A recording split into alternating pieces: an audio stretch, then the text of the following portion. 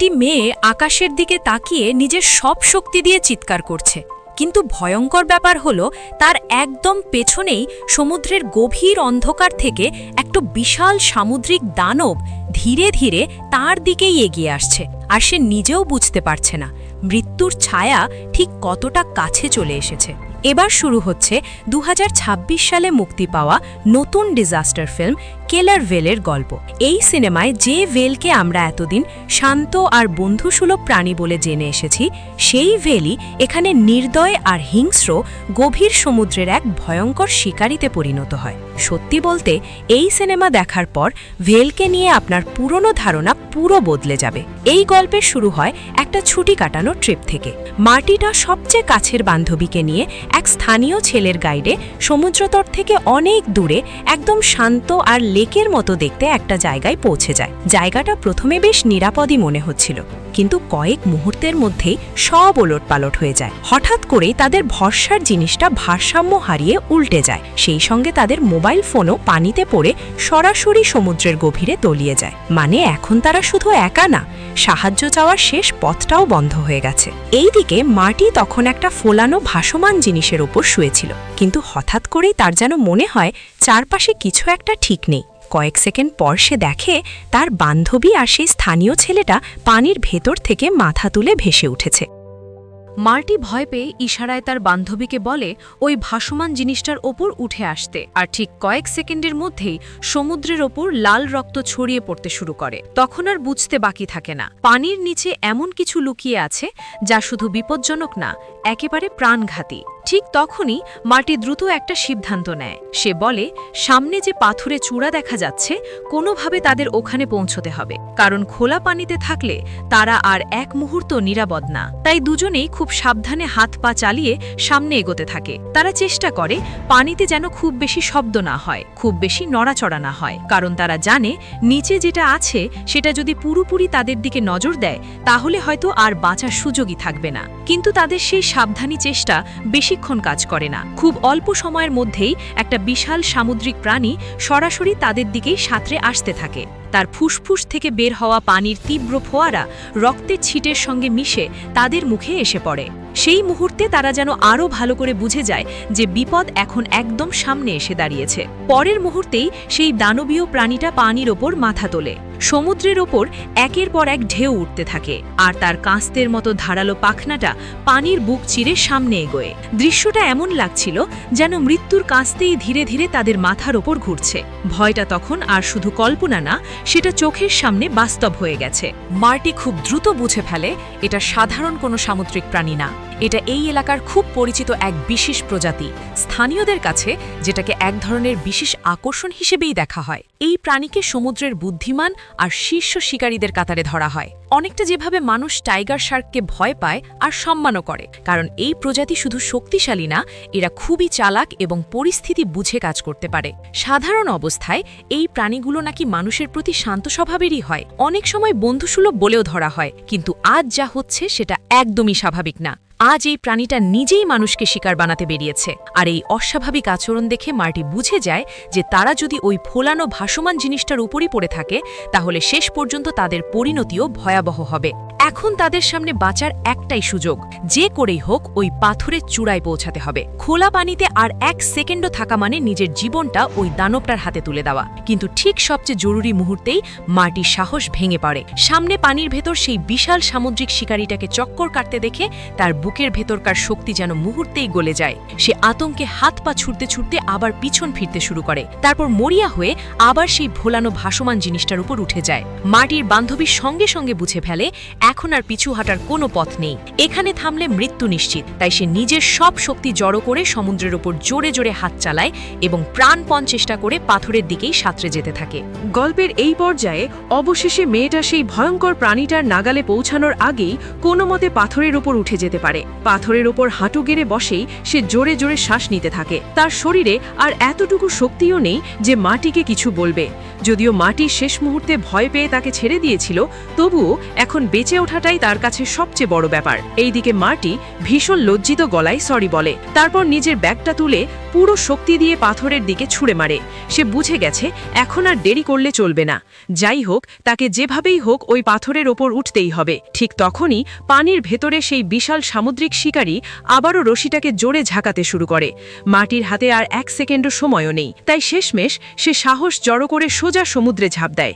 এবার পাথরটা তুলনামূলক কাছে। তার বান্ধবীও সঙ্গে সঙ্গে হাত বাড়িয়ে তাকে টেনে তোলার চেষ্টা করে, কিন্তু বিপদ যেন কিছুতেই তাদের পিছু ছাড়ছে না। সাঁতার কাটতে কাটতেই মাটির পায়ের তালুতে একটা ধারালো সামুদ্রিক শামুকের খোলস গেঁথে যায়। ব্যথায় তার মুখ একদম ফ্যাকাশে হয়ে যায়। তারপরও সে ভয়কে চেপে রেখে মরিয়া হয়ে সামনে এগোতে থাকে। কয়েক সেকেন্ডের টান টান লড়াইয়ের পর সেও শেষ পর্যন্ত পাথরের ওপর উঠে আসে। এখন দুজনই আহত, দুজনই ক্লান্ত, কিন্তু অন্তত তারা আর পানির ওপর ভেসে থাকা সেই অস্থির ভ্যালভের ওপর নেই। আপাতত শক্ত মাটির মতো এই পাথরটাই তাদের একমাত্র আশ্রয়। তাই বসে না থেকে তারা দ্রুত নিজেদের ক্ষত বেঁধে ফেলার চেষ্টা করে, যতটুকু সম্ভব ততটুকু সামলে নেয়। এরপর তাদের মাথায় সবচেয়ে বড় প্রশ্নটা ঘুরতে থাকে, এই হামলা হলো কেন? কারণ আজ পর্যন্ত তারা কখনো শোনেনি যে এই প্রজাতির কোনো বন্য সামুদ্রিক প্রাণী মানুষকে এভাবে আক্রমণ করেছে। মার্টি তখন একটা আন্দাজ করে। তার মনে হয় হয়তো এই প্রাণীটা কাছের কোনো মেরিন অ্যাকোয়ারিয়াম বা সামুদ্রিক প্রদর্শনী কেন্দ্র থেকে পালিয়ে এসেছে। আসলে তারা এই জায়গায় ঘুরতে এসেছিল শুধু সুন্দর সমুদ্র আর পরিষ্কার সৈকতের জন্য না। এই এলাকার আরেকটা বড় আকর্ষণ ছিল একটা বিখ্যাত সামুদ্রিক প্রাণী প্রদর্শনী কেন্দ্র। আর এখন ধীরে ধীরে সন্দেহটা সেই দিকে এগিয়ে দাঁড়াচ্ছে। গল্পের এই জায়গায় এসে আরেকটা গুরুত্বপূর্ণ সত্য সামনে আসে। ওই প্রদর্শনী কেন্দ্রের এক বিশেষ বেল প্রায় 20 বছর আগেই মানুষের কাছে খুব জনপ্রিয় হয়ে উঠেছিল। মার্টিও আসলে সেই ওয়েলটাকেই দেখার ইচ্ছে নিয়ে এখানে ঘুরতে এসেছিল। কিন্তু দুঃখের বিষয় হলো সে জানতই না যে সেই হোয়েল আর সেখানে নেই। আসল ঘটনা ছিল অনেক বেশি অন্ধকার। যখন ওই হোয়েলের 2 বাচ্চাকে তার কাছ থেকে আলাদা করে অন্য কোথাও পাঠিয়ে দেওয়া হয়, তখন থেকেই তার স্বভাব ভয়ঙ্করভাবে বদলে যেতে শুরু করে। সে অস্বাভাবিক রকম আক্রমণাত্মক হয়ে ওঠে। পরিস্থিতি এতটাই খারাপ হয়ে যায় যে একদিন সে নিজের দেখভালের দায়িত্বে থাকা এক কর্মচারীর উপরই হামলা করে বসে। এরপর প্রদর্শনী কেন্দ্রের ম্যানেজার ভয় পেয়ে যায়। তার মনে হয় যদি এই ঘটনা বাইরে ছড়িয়ে পড়ে তাহলে আরও মানুষ আহত হতে পারে এবং কেন্দ্রটাও বিপদে পড়ে যাবে। তাই সবকিছু চুপচাপ চাপা দিতে সে এক গোপন সিদ্ধান্ত নেয়। সেই বিপজ্জনক হোয়েলটাকে আবার সমুদ্রে ছেড়ে দেওয়া হয়, কোনো ঘোষণা ছাড়া, কোনো সতর্কতা ছাড়া, যেন কিছুই হয়নি। চাটানের ওপর আটকে থাকা মার্টি ধীরে ধীরে সব টুকরো ঘটনা একসঙ্গে মিলিয়ে নিতে শুরু করে। আর তখনই তার মাথায় ভয়ঙ্কর একটা ধারণা আসে, হয়তো সেই হোয়েল এই লেকের মতো সমুদ্র ঘেরা জায়গাটাকেই নিজের নতুন প্রদর্শনী এলাকা বলে ধরে নিয়েছে। তাই এখানে ঢোকা যে কাউকে সে অনুপ্রবেশকারী মনে করছে, আর সেই কারণেই কাউকে একটুও ছাড় দিচ্ছে না। মার্টি নিজেকে শান্ত রাখার চেষ্টা করে, কিন্তু বাস্তবতা যত পরিষ্কার হয় ভয়ও তত গভীর হতে থাকে। চারদিকে শুধু সমুদ্র, না আছে শুকনো জমি, না আছে খাবার, না আছে এক ফোঁটা পানীয় জল। এমনকি যদি তারা ওই শিকারীর মুখেও না পড়ে, তবুও পিপাসায় তাদের মৃত্যু হতে পারে। এই অবস্থায় মার্টি নিজের ব্যাগটা খুলে তন্ন তন্ন করে দেখতে থাকে, কিন্তু ভেতর থেকে বের হয় মাত্র একটা চিউইংগাম আর ছোট্ট একটা কাঠের বাক্স। সে আর তার বান্ধবী সেই চিউইংগামটা অর্ধেক করে ভাগ করে নেয়, যেন এটাই তাদের শেষ খাবার। কিছুক্ষণ পরে মার্টির বান্ধবীর মাথায় একটা বুদ্ধি আসে। সে বলে প্লাস্টিক ব্যাগ ব্যবহার করে পানির বাষ্প জমিয়ে কিছুটা পানি জোগাড় করা যেতে পারে, তবে সেটা করতে হলে তাদের রাত পর্যন্ত অপেক্ষা করতেই হবে। তাই পরিকল্পনাটা খুবই সরল ছিল। রাত হলে তাপমাত্রা কিছুটা নামবে, তারপর প্লাস্টিক ব্যাগে জমে থাকা ভাপ পরদিন রোদে শুকিয়ে যতটুকু সম্ভব পানি বানানোর চেষ্টা করা যাবে। এখন তাদের হাতে অপেক্ষা ছাড়া আর কোনো পথ নেই। কিন্তু অপেক্ষার সেই সময়টাই সবচেয়ে নিষ্ঠুর হয়ে ওঠে। দুপুরের প্রখর রোদ পাথরটাকে তপ্ত লোহার মতো গরম করে তোলে। সেখানে বসে থাকতে থাকতে খুব দ্রুত তাদের শরীরে পানির ঘাটতি শুরু হয়। ঠোঁট শুকিয়ে যায়, মাথা ঘুরতে থাকে, চোখের সামনে অন্ধকার নামতে শুরু করে। ধীরে ধীরে তারা প্রায় অজ্ঞান হয়ে যাওয়ার অবস্থায় পৌঁছে যায়। ঠিক তখনই দূর থেকে হঠাৎ ইঞ্জিনের শব্দ ভেসে আসে। দুজনেই যেন এক ঝটকায় উঠে বসে, তারপর বাঁচার শেষ আশা নিয়ে পুরো শক্তি দিয়ে চিৎকার করতে থাকে। কিন্তু দুর্ভাগ্য তাদের পিছু ছাড়ে না। মাছ ধরার নৌকোগুলো তখন অনেক দূরে ছিল। তাদের কণ্ঠস্বর ঢেউয়ের শব্দে হারিয়ে যায়। কোনো নৌকাই থামে না, একটার পর একটা এগিয়ে চলে যায়। আর সেই সঙ্গে তাদের ছোট্ট আশার আলো মুহূর্তেই নিভে যায়। এরপর আবার নেমে আসে গভীর হতাশা। মার্টির বান্ধবীর রাগ আর কষ্টে বলে এই মাছটা সবার জীবন নষ্ট করে দিয়েছে। কিন্তু মার্টি ক্লান্ত গলায় মাথা নাড়ে। সে বলে মানুষ ওই প্রাণীটাকে 20 বছর ধরে বন্দি করে রেখেছিল। যদি সে সত্যিই প্রতিশোধ নিচ্ছে, তাহলে তার কাছে এটা হয়তো খুব খুব সামান্যই। ঠিক এই সময় মার্টির চোখ পানির ওপর ভাসতে থাকা একটা জিনিসে আটকে যায়। ভালো করে তাকিয়ে তারা বুঝতে পারে ওটা স্থানীয় ছেলেটার কাটা হাত। দৃশ্যটা এত ভয়ঙ্কর যে গা শিউরে ওঠে, কিন্তু সেই ভয় আর ঘৃণার মাঝেও তাদের মনে এক ফোঁটা আশা জেগে ওঠে, কারণ ওই কাটা হাতের মুঠোয় এখনো একটা টর্চ আটকে আছে। তখন তারা ভাবে রাত নামলে ওই টর্চের আলো দিয়ে যদি কোনো চলন্ত নৌকাকে সংকেত দেওয়া যায়, তাহলে হয়তো এখনো বাঁচার একটা সুযোগ আছে, যদিও জায়গাটা তীর থেকে অনেক দূরে। এই আশাটাও শেষ পর্যন্ত খুব দূর যায় না। আশেপাশ দিয়ে কোনো জাহাজ বা নৌকা যায় না।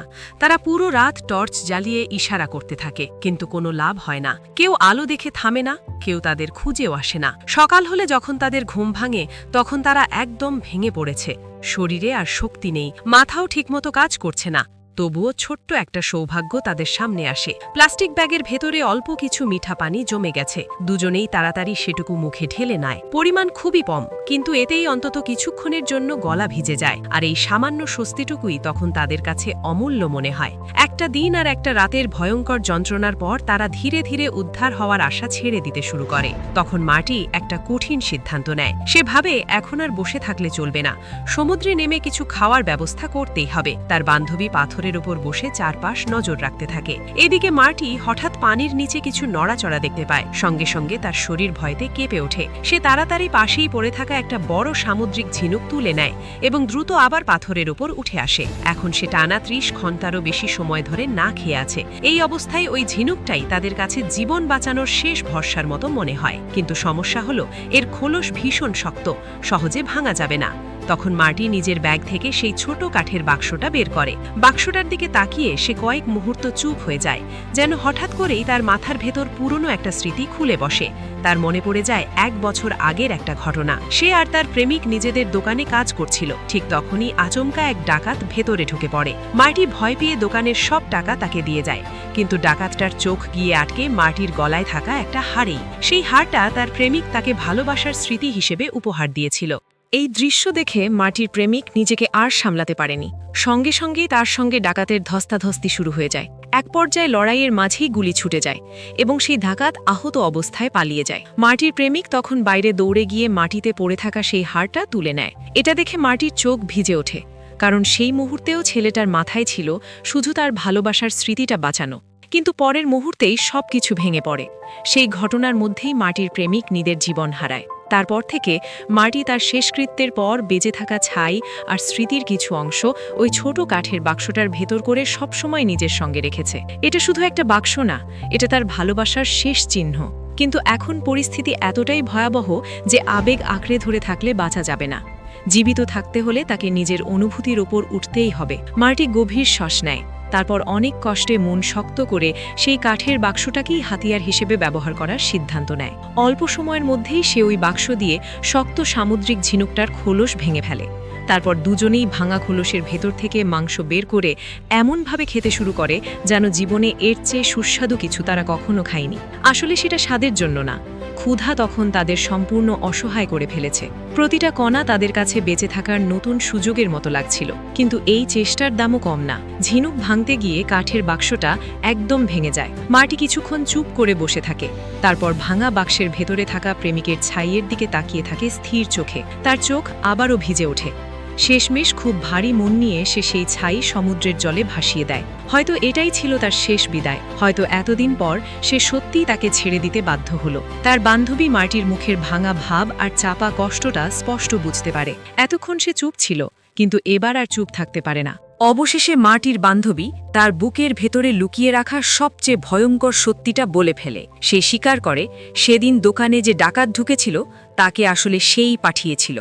সবকিছু আগে থেকেই প্ল্যান করা ছিল। লুটের টাকা দুজন মিলে ভাগ করে নেবে এমনটাই ঠিক হয়েছিল। কিন্তু সে কল্পনাও করেনি যে ওই রাতেই মার্টি হঠাৎ শিফট বদলে দোকানে চলে আসবে। আর যদি তার লোভ না থাকতো, তাহলে আজ মার্টির প্রেমিক হয়তো বেঁচেই থাকতো। এই কথা শোনার পর মাটির ধৈর্য একেবারে ভেঙে পড়ে। সে বিশ্বাসই করতে পারে না যে তার সবচেয়ে কাছের বান্ধবী টাকার জন্য এমন একটা কাজ করতে পারে। যে মেয়েটাকে সে নিজের মানুষ ভাবত, সেই তার ভালোবাসার মানুষটাকে মৃত্যুর দিকে ঠেলে দিয়েছে। রাগ আর শোকে কাঁপতে কাঁপতে মাটি বলে তার এখানে দাঁড়িয়ে থাকারও কোনো অধিকার নেই, তাকে প্রতিদিন নিজের অপরাধ বোধ নিয়ে পুড়তে হবে। মাটির এই কথাগুলো সরাসরি গিয়ে তার বান্ধবীর হৃদয়ে আঘাত করে। তখন সে শান্ত কিন্তু ভাঙা গলায় বলে, দুজন মিলে এখানে বসে মৃত্যু আসার অপেক্ষা করার কোনো মানে নেই, তার চেয়ে বরং সে একবার চেষ্টা করবে। সাঁতরে তীর পর্যন্ত পৌঁছতে পারলে ভালো, আর যদি পথেই মারা যায় তাহলে সেটাকেই সে নিজের পাপের শাস্তি আর প্রায়শ্চিত্ত বলে মেনে নেবে। মার্টি তাকে থামানোর জন্য সামনে এগোতেই দেখে ততক্ষণে সে পানিতে ঝাঁপ দিয়ে ফেলেছে। দুজনেই জানে সেই বিশাল ভেল খুব কাছেই কোথাও ঘুরছে, আর ঠিক যেমনটা তারা ভয় করছিল তেমনই হয়। ভেলটা সঙ্গে সঙ্গে তার বান্ধবীর দিকেই এগোতে শুরু করে। এই দৃশ্য দেখে মাটির দাঁত চেপে ধরে। তারপর কোনো কিছু না ভেবে নিজের সব শক্তি দিয়ে সেও সমুদ্রে ঝাঁপ দেয়। তার ঝাঁপে পানিতে যে প্রবল আলোড়ন ওঠে তাতেই ভেলের মনোযোগ ঘুরে যায়। ভেলটা দিক বদলে এবার মার্টির দিকেই ঘুরে আসে। সেই সুযোগটা কাজে লাগিয়ে মার্টি দ্রুত পাশের আরেকটা পাথরের ওপর উঠে পড়ে। এইদিকে তার বান্ধবীও কোনো মতে প্রাণ বাঁচিয়ে একটা সরু বালির চরে পৌঁছে যায়। সে হাঁপাতে হাঁপাতে বালুর ওপর লুটিয়ে পড়ে। আর ঠিক তখনই সে প্রথমবারের মতো শক্ত জমির ঠান্ডা ছোঁয়া অনুভব করতে শুরু করে। ঠিক তখনই ওপর দিয়ে একটা বিমানের শব্দ ভেসে আসে। মাটির বান্ধবী পুরো শক্তি দিয়ে আকাশের দিকে তাকিয়ে চিৎকার করতে থাকে। একই সঙ্গে সে বালুর ওপর বড় বড় অক্ষরে বাঁচাও লিখে সাহায্যের সংকেত দেবার চেষ্টা করে, কিন্তু দুর্ভাগ্য যেন এখনও তাদের ছেড়ে যায়নি। বিমানটা একবারও না থেমে সামনে এগিয়ে যায়। সে হতাশায় চিৎকার করতেই থাকে, আর বুঝতেই পারে না যে ঠিক সেই সময় ভেলটা আবার তার দিকেই এগিয়ে আসছে। দূরের পাথরের ওপর দাঁড়িয়ে মাটির মনে হয় এবার বোধহয় তার বান্ধবী আর বাঁচবে না, কিন্তু কিছুক্ষণ পর সে দেখতে পায় মেয়েটা কোনো মতে আবার বালুর ওপর উঠে এসেছে, যদিও এবার তার শরীরে একটুও শক্তি অবশিষ্ট নেই। সে সেখানেই নিস্তেজ হয়ে পড়ে যায়। এই দৃশ্য দেখে মাটি আর নিজেকে ধরে রাখতে পারে না। সে দূর থেকেই হাউমাউ করে কেঁদে ফেলে, কারণ এখন তার সামনে একা হাতে এই দুঃস্বপ্নের সঙ্গে লড়াই করা ছাড়া আর কোনো পথ নেই। ধীরে ধীরে রাত নেমে আসে। ঠান্ডা হাওয়া তার ভেজা শরীরে লাগতেই সে কাঁপতে শুরু করে। ঠিক তখনই আকাশ থেকে বড় বড় বৃষ্টির ফোঁটা পড়তে থাকে। মাটি মুখ ওপরে তুলে সেই বৃষ্টির পানি মুখে নিতে থাকে। অনেকক্ষণ পর অবশেষে সে আবার পানি পায়। এই ছোট্ট স্বস্তির মধ্যেই হঠাৎ আকাশে বিদ্যুৎ ঝলসে ওঠে। সেই তীব্র আলোয় সে স্পষ্ট দেখতে পায় ভেলটা পানির ওপর উঠে এসেছে, আর তার চোখের পাশে একটা গভীর দাগ স্পষ্ট দেখা যাচ্ছে। সেই মুহূর্তে মাটির ভেতরে কিছু একটা বদলে যায়। সে বুঝে যায় হয় আজ তাকে বাঁচতেই হবে, না হলে এই শেষ না হওয়া আতঙ্কেরই ইতি টানতে হবে। তাই হঠাৎ করেই সে নিজের সব শক্তি দিয়ে সমুদ্রে ঝাঁপ দেয়। ঢেউ কেটে সে থামাহীন সাঁতার কাটতে থাকে এবং শেষ পর্যন্ত কোনোভাবে সেই ছোট্ট বালুচরে পৌঁছে যায়। সেখানে গিয়ে সে বান্ধবীর পাশে ঝুঁকে পড়ে, কিন্তু তখন অনেক দেরি হয়ে গেছে। তার শ্বাস বন্ধ হয়ে গেছে। মাটির বুকটা ভেঙে যায়। তারপরেও সে নিজেকে সামলায়। চোখ ভরা পানি নিয়ে বালু দিয়ে তার বান্ধবীর দেহ ঢেকে দেয়। অন্তত শেষ বিদায়টুকু যেন দেওয়া হয়। কিন্তু বিপদ এখানেই শেষ না। এই জায়গাটাও আসল তীর থেকে এখনো অনেক দূরে। একা এত লম্বা পথ সাঁতরে পার হওয়া তার পক্ষে সম্ভব না। ঠিক তখনই তার চোখ যায় সমুদ্রের নিচে ডুবে থাকা একটা জেট স্কির দিকে। মাটি গভীর শ্বাস নেয়, তারপর দ্রুত পানির নিচে ডুব দেয়। অনেক কষ্টের পর সে নিজের ব্যাগটা খুঁজে বের করে। সঙ্গে সঙ্গে ফোনটা বের করে জরুরি নম্বরে কল দেওয়ার চেষ্টা করে, কিন্তু ফোন পুরো ভিজে নষ্ট হয়ে যায়। কোনোভাবেই চালু হয় না, আর মাটি আবারও হতাশার গভীর অন্ধকারে ডুবে যায়। এই সময় আবার পানির ভেতর প্রবল আলোড়ন শুরু হয়। সেই বিশাল হুইলটা আবারও মাটির চারপাশে ঘুরতে থাকে। এখন আর সাঁতরে তীরে পৌঁছানো প্রায় অসম্ভব। মাটি বুঝে যায় সামনে দাঁড়িয়ে লড়াই করা ছাড়া আর কোনো পথ নেই। তাই সে এক মুহূর্ত দেরি না করে আবার গভীরে ডুব দেয় এবং জেট স্কির নিচে নিজের শরীর লুকিয়ে ফেলে। শ্বাস আটকে সে সেখানেই স্থির হয়ে থাকার চেষ্টা করে, কিন্তু হুইলটা তার চারপাশে ঘুরতেই থাকে, যেন সে জানে মাটি কাছেই আছে, যেন শুধু ঠিক সময়টার অপেক্ষা করছে। এটাই ছিল শেষ সিদ্ধান্তের মুহূর্ত। মাটির চোখ হঠাৎ পানির নিচে পড়ে থাকা একটা ধারালো লোহার দণ্ডে গিয়ে থামে। সে সেটা শক্ত করে হাতে তুলে নেয়। তারপর হুইলটা যতই কাছে আসে সে ততই নিজেকে প্রস্তুত করে, আর ঠিক সুযোগ মিলতেই নিজের সব শক্তি দিয়ে সে সোজা আঘাত করে বসে। কয়েক মুহূর্ত পর মাটি পানির ওপর ভেসে ওঠে। উঠে সে দেখে হুয়েলটা অনেকটা দূরে সরে গেছে, যেন এই প্রথমবার সেই দানবটাও ব্যথা অনুভব করেছে। এই সুযোগ হারালে আর বাঁচা যাবে না বুঝে মার্টি পানিতে ভাসতে থাকা একটা লাইফ জ্যাকেট আঁকড়ে ধরে। তারপর স্রোতের সঙ্গে ভাসতে ভাসতে কতক্ষণ কেটে যায় সেটা সে নিজেও জানে না। সময় যেন থেমে গিয়েছিল, শরীর ক্লান্ত, মন ভাঙা, তবুও সে ভেসে থাকে, কারণ এখনও তার ভেতরে বেঁচে থাকার ইচ্ছেটা নিভে যায়নি। অবশেষে একটা চলন্ত নৌকার চোখে পড়ে বালুর ওপর লেখা সেই সাহায্যের বার্তা। তারপর উদ্ধারকারী দল সেখানে পৌঁছে যায়। অনেক ঘন্টার চেষ্টার পর শেষ পর্যন্ত মার্টিকে সমুদ্র থেকে তুলে আনা হয়। সে বেঁচে যায়, কিন্তু এই বেঁচে ফেরার পর সে আর আগের মানুষটা থাকে না। প্রেমিকের মৃত্যু, সবচেয়ে কাছের বান্ধবীর বিশ্বাসঘাতকতা আর মৃত্যুর এত কাছে পৌঁছে যাওয়ার অভিজ্ঞতা তাকে যেন নতুন করে জন্ম দেয়। তবে এই গল্পে শুধু নায়িকাই ফাঁদে পড়েনি, একটা বড় প্রশ্নও আমাদের সামনে দাঁড় করিয়ে দিয়েছে। মানুষ বছরের পর বছর প্রকৃতিকে কেবল ব্যবহার করেছে, সমুদ্র থেকে নিয়েছে, জঙ্গল থেকে নিয়েছে, প্রাণীদের বন্দী করেছে, আর যখন প্রকৃতি উল্টো আঘাত করে তখন তাকেই দানব বলা হয়। এই সিনেমার গল্প হয়তো পরিচিত ধাঁচে এগোয়, কিন্তু এর ভাবনা আলাদা। আমরা শার্কের আক্রমণের গল্প অনেক শুনেছি, কিন্তু কে ভেবেছিল মানুষের বিনোদনের জন্য বন্দি করে রাখা একটা হুয়েলও একদিন মানুষের বিরুদ্ধে দাঁড়িয়ে যেতে পারে? শেষ পর্যন্ত সত্যিটা এটাই, ওরাও একসময় অসহায় বন্দি প্রাণীই ছিল। আজকের গল্প এখানেই শেষ। আপনার মত আলাদা হলে কমেন্টে অবশ্যই জানাবেন। আবার দেখা হবে পরের গল্পে। তোমরা যারা ভিডিওটি শেষ অবধি কন্টিনিউ করেছো তাদেরকে বলতে চাই, চ্যানেলটিকে সাবস্ক্রাইব না করে থাকলে জলদি করে নাও, কারণ সাবস্ক্রাইব না করলে এমনই ইন্টারেস্টিং এবং ইউনিক মুভি এক্সপ্লেনেশন মিস করবে। আর যদি তোমাদের কোনো পছন্দের মুভি থাকে তাহলে সেটির নাম আমাকে কমেন্ট করে জানাতে পারো। ধন্যবাদ।